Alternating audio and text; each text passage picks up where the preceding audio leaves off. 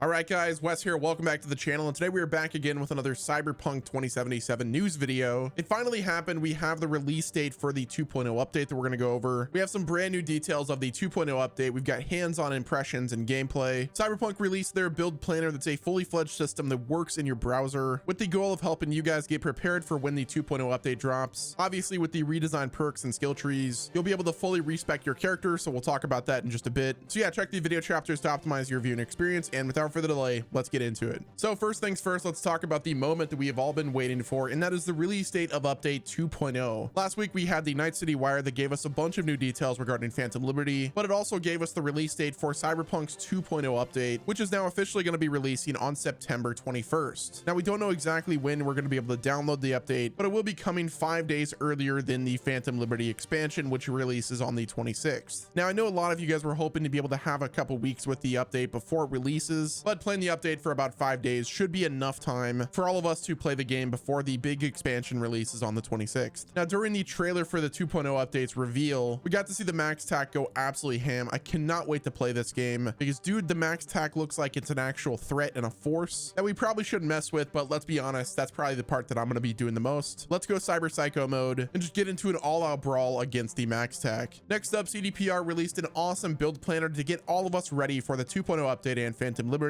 so you can start planning your ultimate build right now. Now, according to their website, they said craft your own Cyberpunk 2077 and Phantom Liberty builds. With update 2.0, we have completely redesigned the perks and skill trees to give you the freedom and flexibility to become the Cyberpunk that you truly want to be. With a range of brand new abilities that open up unique approaches to combat, stealth, hacking, and more, you'll be able to take down your foes in exciting creative ways that they won't ever see coming. And then they continued by saying our vision for this new system was to have fewer but way more impactful perks for players to choose from. Instead of getting multiple low percentage increases to your damage, you will now get many opportunities to unlock completely different abilities that modify the way you play. And then they continued by saying everyone who continues their playthrough after downloading update 2.0 will have the one-time chance to redistribute all of their attribute points in order to adapt to the new system. Perk points can be redistributed at any point outside of combat. With so many new ways to build your character, we wanted players to experiment with their attributes and perk points without the need to commit to them in-game. For this, we created Cyberpunk 2077's build planner. It's a fully fledged system that works in your browser. Now with the build planner, you can plan out, in theory, craft many different builds for your personal Cyberpunk character, and if you're particularly proud of your build, you can even share with your chooms. The build planner includes trees from the base game as well as the relic skill tree from Phantom Liberty. This means you can plan out your builds regardless of which version of the game you own. And then they gave us 3 builds to check out. The first one was Bullet Time Ninja, the second one was Hack and Slash Netrunner, and then the Savage Slugger Solo. And I'll have a link in the description for those builds if you guys plan on checking them out. I'm personally gravitating more towards Bullet Time Ninja because that looks pretty cool. So yeah, I will leave a link in the description for those builds. Moving right along, there's been some previews revealed for Cyberpunk 2077's 2.0 update and Phantom Liberty, and according to pushsquare.com, they actually gave us a brief recap of things that CDPR doesn't actually touch on in their official materials. I've got the article in the description as well if you guys would like to read through that. Well, according to Push Square, they said this, and I quote, "We think there's more traffic on the roads of Night City, which could have something to do with the implementation of car combat and the NPC AI improvements." They continue by saying some important character models have been improved with better facial details, Johnny Silverhand in particular. They then said that key boss fights have been adjusted to make them more unique and potentially challenging. Now this part I'd like to touch on for just a little bit. If you guys watched my previous video where I talked about how I thought that the Atom Smasher fight should be reworked or just made it into a more cinematic experience since it is a big boss in the game, it just didn't feel as effective. Like if you compare the Edge Runners fight with Atom Smasher to the fight in Cyberpunk 2077's base game, they were just really not comparable. So hopefully the Atom Smasher fight is one that they decided to rework or made it a bit more difficult. Who knows what they decided to do, but the fact that they are reworking some of the boss fights is great news. Next up on this article, they said that we found a few new weapons scattered about in the main missions and stumbled across a couple of iconic weapons we hadn't seen before. Next up, they said a large number of persistent bugs appear to have been fixed, including clipping and animation issues with some characters during story scenes. Next up, your equipped healing item is now infinite, but it operates on a cooldown and it can be upgraded. Grenades are also infinite but have a cooldown. And then they said we noticed a lot of new clothing items in quote many more colors than before. They said there's a lot of new cyberware which better represents the type of character build you're going for. And then they said the max tac have been given a visual overhaul. Moving right along, we just got our very first official cinematic trailer for the Phantom Liberty expansion. It features Idris Elba as Solomon Reed and of course Somi as Songbird. So this whole cinematic trailer takes place 7 7 years before the events of Phantom Liberty, and it starts off with Solomon Reed getting ready to leave Night City, but before he was able to leave, he was burned by Somi, aka Songbird, who works for the president. Now, we're not sure why Songbird decides to betray Solomon Reed, most likely because she felt like she had no other choice. It was likely Arasaka that either blackmailed her or put her in a situation where she had to burn Solomon Reed. The people that Solomon are fighting are Arasaka, looks like, maybe some other operatives. I'm not exactly sure, but one thing that is for sure, Songbird doesn't really like the fact that she is having to burn Solomon Reed. They clearly had a connection, they worked together, and she just was not too happy that she had to burn him. Granted, she could have probably prevented it, but we've got to get to where Phantom Liberty starts, so this is a solid setup. Solomon was then forced to do like a 1v5 situation against some Arasaka people. Now, it seems that Solomon Reed loses that fight, or at least Songbird thinks that he loses and she lost a friend. Granted, she betrayed that friend, so she shouldn't even be upset. But yeah, as far as Somi knows, Solomon Reed is completely burned and dead. But then we jump forward 7 years. We have the new United States of America with President Myers, and then of course Somi is right next to her, and she says, "Do you want a pill?" Somi responds with "No thank you," and then of course Air Force One gets completely taken out. And then at the very end of the trailer, it's Solomon Reed saying, "I wouldn't be alive if it wasn't for you." And when Solomon says "you," I'm guessing he means our character V saved Solomon Reed from the Arasaka people. Now the question still remains, who is the one responsible for taking out Air Force One? Was it Solomon that did it? Was he doing it for revenge? Or was it a situation where it was Kurt Hansen doing it, or possibly Arasaka? It's hard saying, but this spy thriller is going to be insane. I cannot wait until it comes out. I love the spy thriller genre, so I really hope that Phantom Liberty lives up to my expectations, which I think it will. I mean, just from the cinematic trailer alone, this is about to be an insane game that, just like The Witcher 3 Blood and Wine, looks better than most AAA games that are releasing nowadays. And speaking of The Witcher 3, we've got some brand new rewards that are available for Phantom Liberty players who register for My Rewards. So the first cosmetic is the Rarog Vest, where the City of Rebellion for all Night City to see, available in Cyberpunk 2077 Phantom Liberty. Next up, we have the Wild Hunt Jacket. The White Frost will never touch you in this jacket, available in Cyberpunk Phantom Liberty for the Witcher 3 Wild Hunt players. Next up, we have the Gwyn Blaith. Wield the sword inspired by the legendary White Wolf himself and slay your foes without mercy, available in Cyberpunk 2077 for players with The Witcher 3 The Wild Hunt. Next up, we have the Scorch Pistol. Play your cards right and unleash hellfire on your enemies, available in Cyberpunk Phantom Liberty for Gwent The Witcher card game players. And then of course we have the Gwent t-shirt. When battle beckons, reach for your deck and equip this stylish t-shirt. Night City won't know it hit it, available in Cyberpunk Phantom Liberty for Gwent players. And then we've got the Phantom Liberty inspired goodies. We've got an original score coming. We've got the tapes of Night City that are coming soon. And then we've got a digital comic coming for Cyberpunk 2077 Phantom Liberty, 10 of Swords. And then we've got concept arts and avatars. We've got wallpaper formats for desktop and mobile that we'll get for free. All you have to do is go to cyberpunk.net/myrewards and then sign on, and you will be eligible for those rewards. And lastly, it was recently revealed that the review embargo for Cyberpunk 2077 Phantom Liberty is expected to be lifted next week on Wednesday the 20th, which is about a week ahead of the expansion's release on September 26th. Now the download size for the upcoming Phantom Liberty is going to be 80.43 gigabytes, but it's also going to depend on what platform you choose to play on. For Xbox, it's going to be 80 gigs, and I believe the Phantom Liberty expansion itself will be about 32 gigabytes of a download. So yeah, guys, the hype is real. I cannot wait to download this. I don't know if there's going to be a pre-download for the 2.0 update, but I believe that there will be a pre-download for the Phantom Liberty expansion, but I'll have those details as they happen. So be sure to follow my Twitter or join my Discord to stay up to date with all things gaming news. And until next time, guys, that's going to wrap it up with this video. If you enjoyed my coverage, do me a favor and subscribe to the channel with your notifications turned on. Don't forget to like the video if you enjoyed it. Thanks again for watching, and until next time, this has been Wes, and I'll talk to you guys in the next video.